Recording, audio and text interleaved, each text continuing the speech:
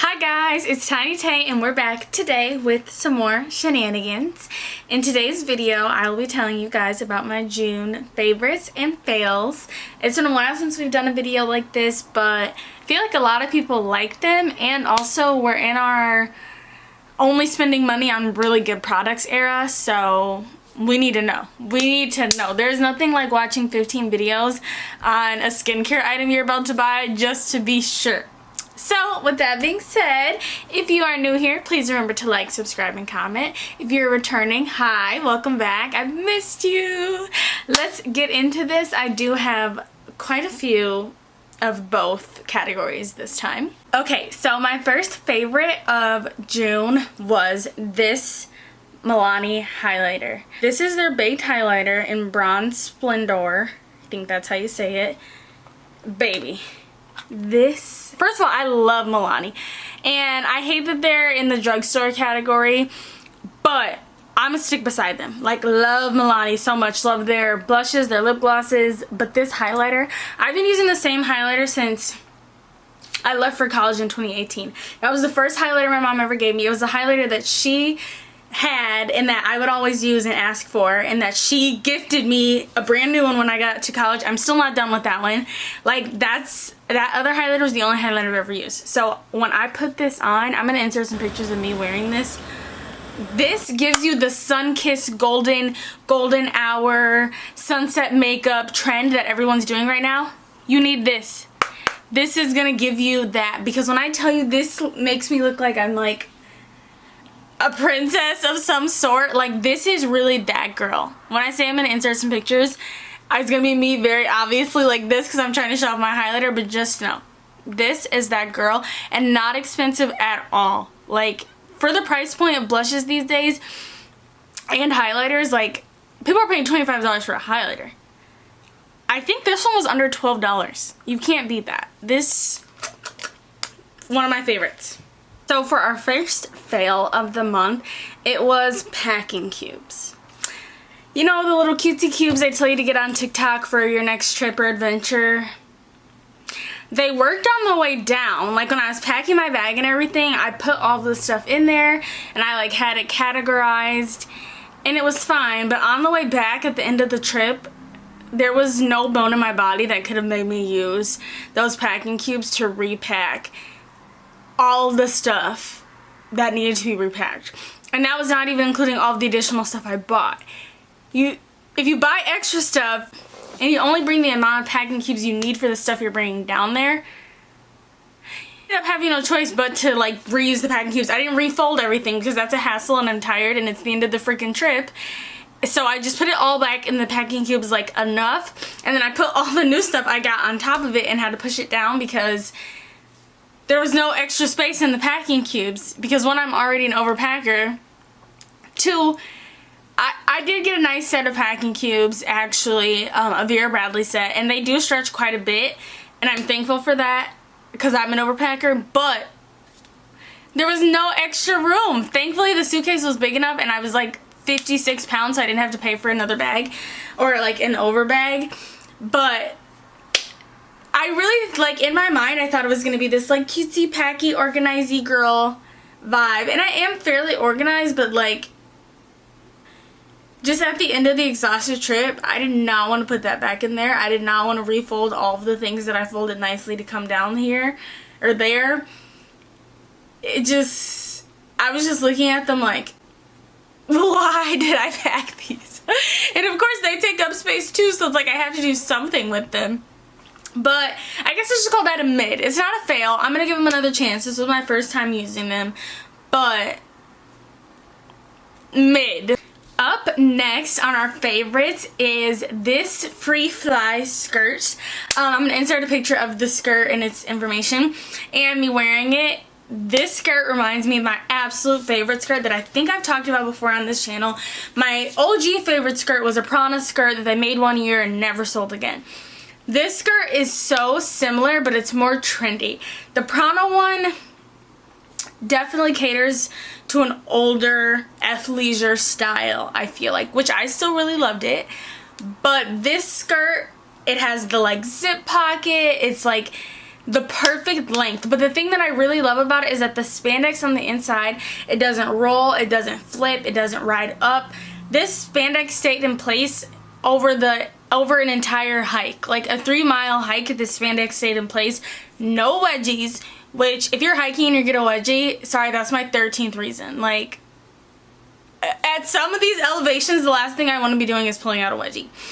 But I love this skirt so much. The price tag, I don't love. It's high, I'm not gonna lie. I mean, for an athleisure skirt. But in the days of Lululemon and Athleta, it's really not that high. But anyway, this is the perfect skirt for beginners, for OGs, like, and of course you could wear it casually.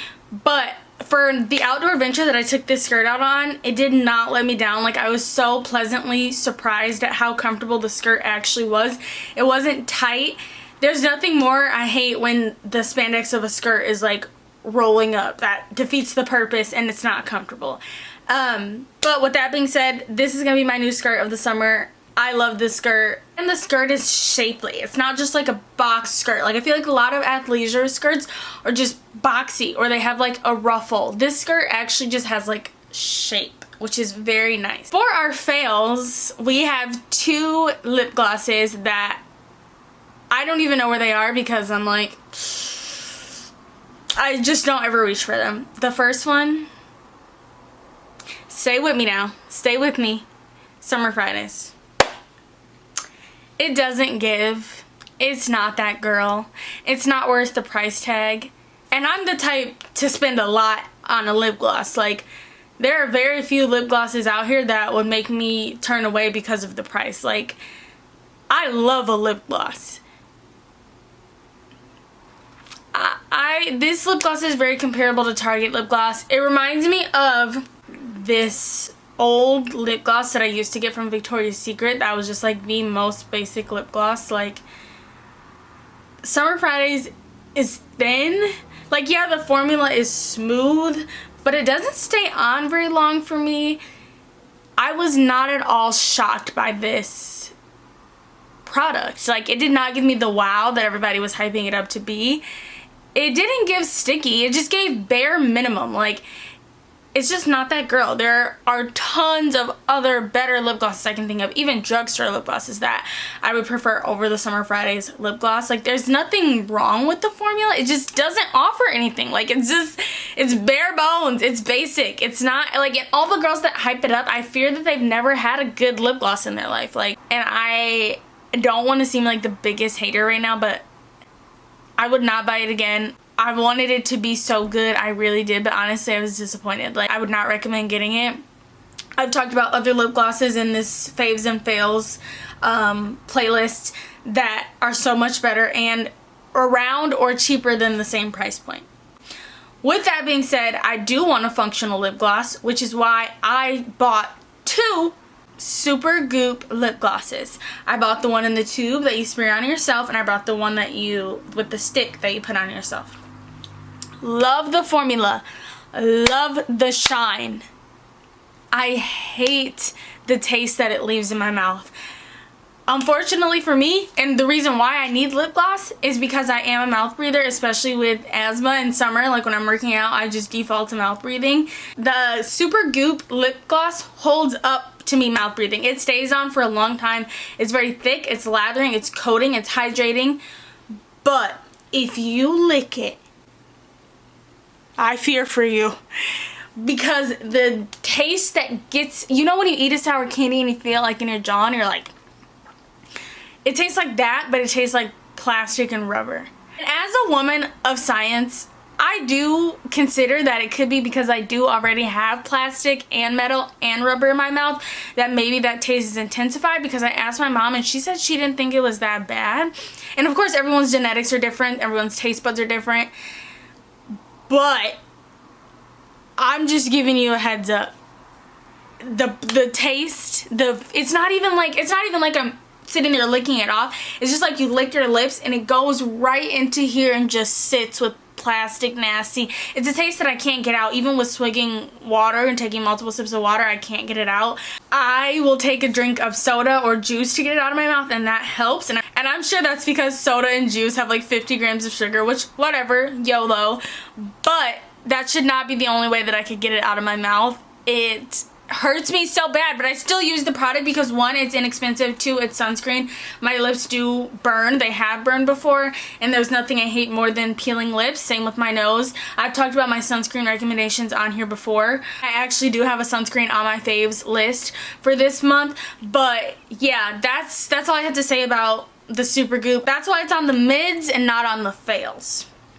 Up next for our favorites, since we're talking about sunscreen anyway, my favorite current sunscreen that is not the natural sunscreens I've talked about before is the Kiehls UV Better Screen Serum or something like that. I'll put it up here.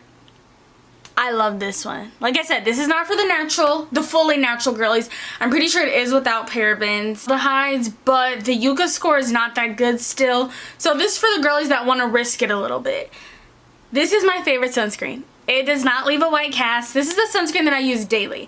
I use the native sunscreen when I'm like on an adventure or vacation or something like that.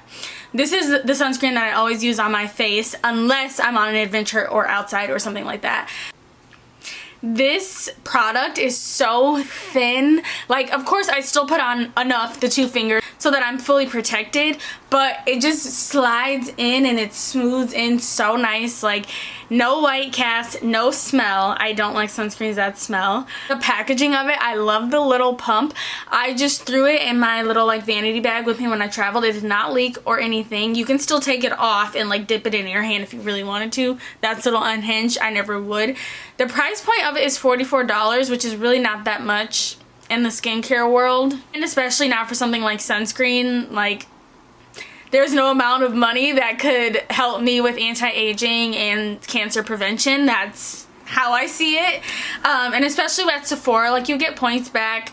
It is what it is. The product also contains collagen peptides, which for the science girlies, there's a lot of discourse out there that topical collagen does not work. But just for the people that do want that extra security or feel like it does work for them, that's also included. I can't be mad. Next 2 favorites, we have my Wuzu fan, which I cannot show you guys because it is blowing directly at me right now, but I'll insert a picture here. I got this from Costco. I was hesitant, but my mom influenced me, and she was 100% right. It is the best fan. I love that you can turn off the light on it, so your room can still be completely dark. I use the level 1 setting. I only use the level 4 setting to dry my clothes, and it works chef's kiss. You know why? Because it can rotate up, down, and all around. Like, that is so prime for cooling down your whole bedroom. I don't like to use the air conditioner. I get too cold with it and then find myself turning it off and on and off and on, which defeats the purpose. So for me, this fan is like all around the best choice. My mom brings this fan with her when she travels. She brings the fan with her when she travels. That's how much she loves this fan, and I love it too. I'm super happy that she influenced me into it, and it's so small. Like, if you really wanted to carry it into different rooms, it's not that big of a deal. And it also has a timer on it, which for those energy saving girlies, get the Wuzu. You don't have to leave it on all night, and you don't have to remember to turn it off. Next favorite is Hoopla or Libby. These are apps that I discovered after getting my library card. I've touched about it before in previous Faves and Fails. This year I did have a reading goal. I do have a reading goal, which I think I am reaching it, but I don't remember what it is right now. Or I'm reaching towards it. This allows you to borrow books without ever having to go to your library. All you need is your library card. You put that information into the app, and then it allows you to check out books on your phone, audiobooks, regular books, movies, videos, CDs, depending on your library. My library has all of those, but not every library does.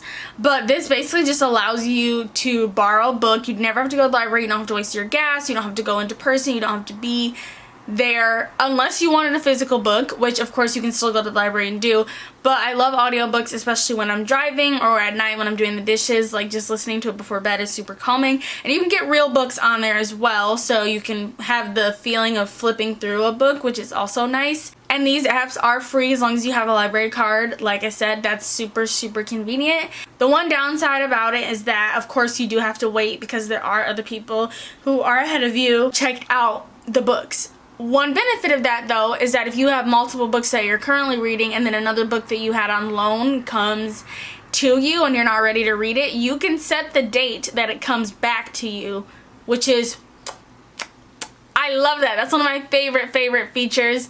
And I just discovered a few days ago that when you return a book, there's like a little flower emoji, and if you hit it, flowers jump out at you, which is super fun because it's like a reward for finishing another book on top of already finishing the book.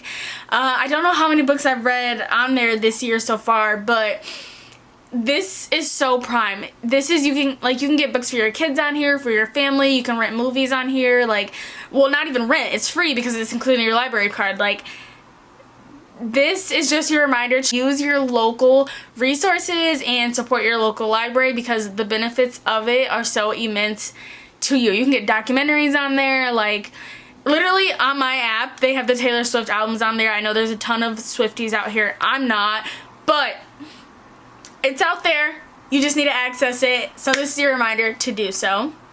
So that completes my list of faves and fails and mids for June. Thank you for watching. If you like this video, please remember to like, subscribe, and comment. If you've tried any of these products and you feel the same or differently, feel free to respectfully let me know what you think in the comments. Thanks guys, see you next time.